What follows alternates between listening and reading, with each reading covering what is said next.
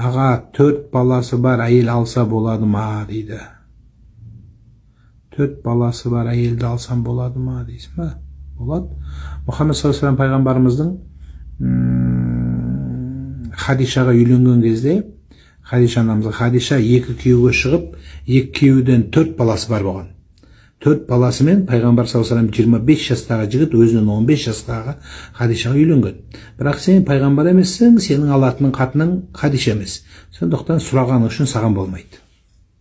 5-ші баламды босануға қорқып жүрмін, не істеуге болады? Иғай секілді. Төртен туып болғаннан кейін сенікі автомат қой. Қорқпашы болды. Қайшей. Төртен туып болғаннан кейін 5-шісінен несіне өкінесің? 5 рет бері жүріп тастаған жеріңді сені роддомда жаттап алған шығар бәрі. Акушерка жаттап алғаны жүріңді. Күтіп отыр, бүгінге бір теңгеп қалады деп. Күйеуіме жоқ деп айтсам, періштелер саған лағнет айтып жатыр дейді. Шаршап жүрмін жоқ десем тыңдамайды дейді.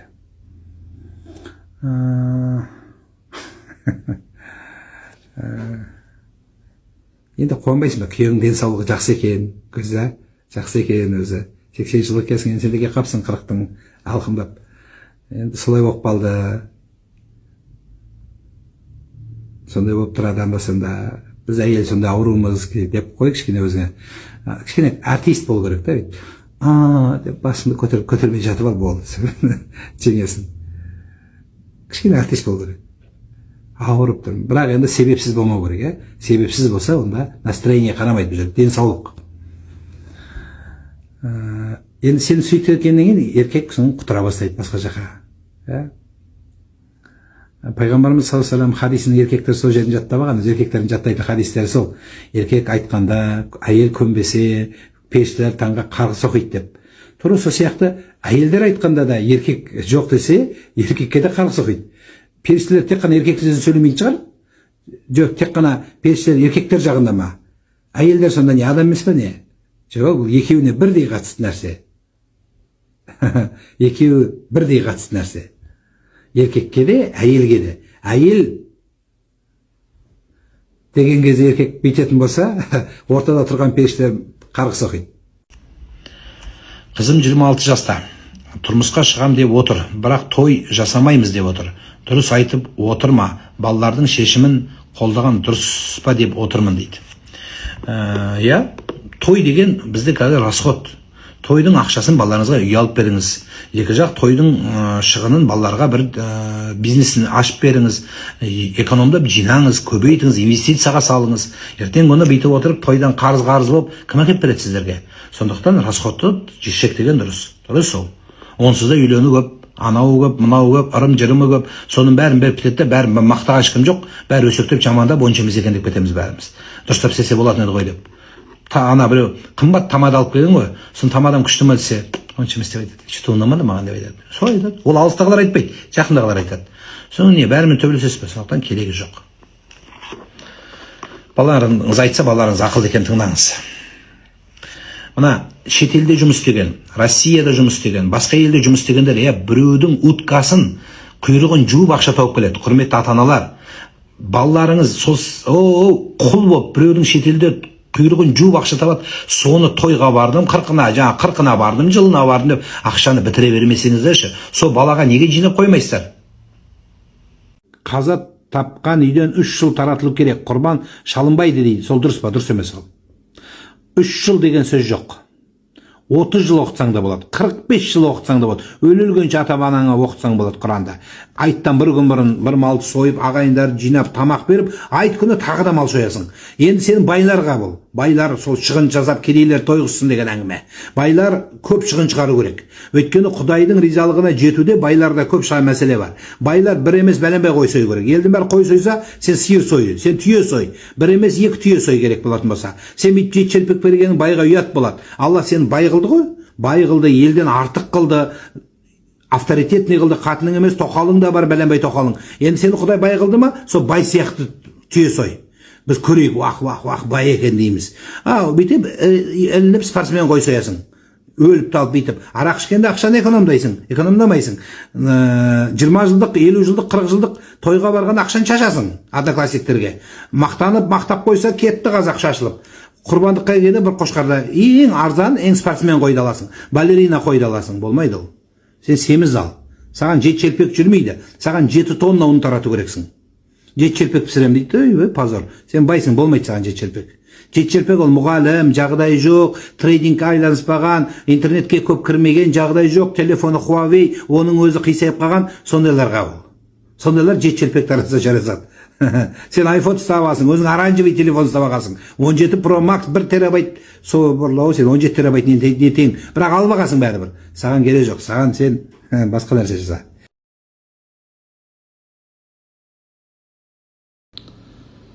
Зікірді айтыңызшы, мен дұрыс айта алмай жүрмін бе, білмеймін дейді. Зікір деген ла илаха иллаллах сілкіну емес. Ла илаха деп аспанға секіру емес. Ла илаха иллаллах деп немесе жаңағы Аллаху акбар деп арабша айтып не айтқан өзі түсінбеу емес. Әрбір сөзді түсініп, әрбір құлшылыққа мән берудің өзі. Қазақша сенің шүкір, тоба деп әр нәрседен тәлім алуыңның өзі, соның бәрі зікір болып есептелінеді. Пікір жасап, мен өзі қайдан келдім, не істеп жүрмін, қайда барам, бұл өмірдің соңын біліп, соны түсінгеннің өзі сол зікір болады. Пікір болады, пікірден ары зікір туады. Ал енді просто субханалла, субханалла, субханалла, сырр деп айтып, тататита, фататита деп қылған болмайды ол. Зікір фататита емес ол, фататита деп айтамайсың. Сондықтан ол айтқанның өзінің орны болады. Яғни реті болады, жөні болады, сенімі болады. Бостан босқа ойыншыққа байландырмайсың. Әрбір айтқан сөзіңе 33 рет айтып шыққанша, бір рет Алла дегенің бәрінен артық. Біздің аталарымыз, әжелеріміз, бабаларымыз бір сөз айтса да, мәніне мән беріп, салмақтың түбін ойлап, әрқайсына түбірін ойлап, соған әрекет ете айтқан. Біз миллион рет айтамыз, результат 0. Неге? Өйткені сөзіміз бен ісіміз бір жерге шықпайды. А зікір деген не? Зікір деген кез келген құлшылықтың ішкі жаны, рухы. Сол үшін, егер құлшылықтың зікірі болмаса адамда, онда ол өлік сияқты дейді, рухы жоқ дейді. Адам зікірді айтпаса, шүкір, яғни айтпаса, шүкір, өзі бәрі зікір ол. Онда ол зікірдің орын адамның алғысымен толтырады. Адамдар алғыс айтса екен, рахмет деп айтса екен десе, сен одан бетер ерегісіп айтасың. Неге? Сен халыққа жағыну бар сенде. Адамдарға көріну бар сені. Қожа көрсін, молда көрсін деген. Сені мақтау тұрады. Сені мақтаса істейсің, мақтамаса істемейсің боласың. Ел көрсе істейтін боласың, ел көрмесе істейтін боласың. Неге? Өйткені сенде сондай нәрсе бар. Сол үшін ондай нәрседен шығу керек. Зікір көбейген сайын сіз Алланы ойлайтын боласыз. Мен сізге барып, жылап, тура жан дүниемді айтқым келеді. Намазда жылап Құдайдан сұраймын, күйеуімді тура жолға сал деп. Күйеуім жүреді жас қыздармен, жүрегім қан жылайды. 20 жыл отбасымыз, 3 балам бар дейді. Енді маған жылағаныңда күйеуің жақсы болып кетпейді ғой. Сен Құдайға айтып жыла. Құдайға айтып жыласаң, Құдай бір жағына шақырып санай береді күйеуіңе. Мен ештеңе бере алмаймын. Мен саған кішкене сабыр деп айтамын, болды, мен қайтарам сені. Сен Құдайға айтып жыла. Бір қызық оқиға айтып берейін. Тарихта бір патша болған, сәл ұнамағандардың басын кеседі екен. Сәл ұнамағандарға заместитель айтады, басын чап дейді, басын чапса деген. Сот қылмай, енді баяғы заманда ғой. Содан бір күні соның уәзірі сол дәуірдің үлкен ғұламасының алдына келіпті да жылапты, сен айтқандай жылап жатыр, не болды десе, өмірім үшін қорқам, не болды? Ойбай, патшаның уәзірісің ба, не қорқасың сен? Патша ананың басын ал дейді, мынаның басын ал дейді. Бір күні болмаса бір күні мен де ұнамайым, менің де басын чауып тастайды ау бұл деп қорқып жылаймын түні бойы. Күндіз патшаның қасында отырамын да түнде үйімде таң атқанша жылаймын депті. Қанша жыл болды жылап жүргенің десе, 20 жыл болды депті. 20 жыл жылаймын. Сен 3 бала тудым жылаймын дейсің ғой. Тура сол сияқты ол 20 жыл жылапты. Сонда жаңағы әулие қоса жылапты жаңамен. Ойбай, сіз неге жылайсыз деп. Сен 20 жыл былай жылағанша Құдайға жалынып жылағанда патша давно өліп қалар еді депті. Сол сияқты Құдайға жалынып жыла. Адам Құдай емес. Түсінесің ба? Адам Құдайдан қорықпағаннан қорық дейді. Ей Құдайым, осы күйеуім менің балаларымның әкесі, соған сана бер. Ей Алла, менің құрметімді орнына келтір. Сен барлығына құдіреттісің. Сен деп қазақша айтып ақ, арабша білмесең қазақша айта бер. Құдай қазақша түсінеді. Ей Құдайым, менің қолымнан келген осы. Мен бір әлсіз адаммын.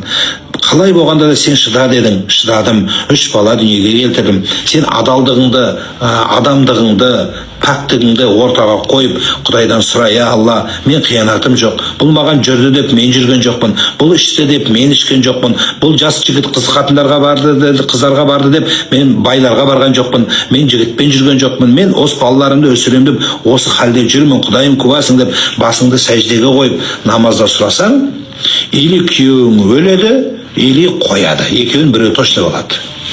Немесе ауру болып үйде қасында қалып қалады. Осы 3 варианттың біреуі точно болады.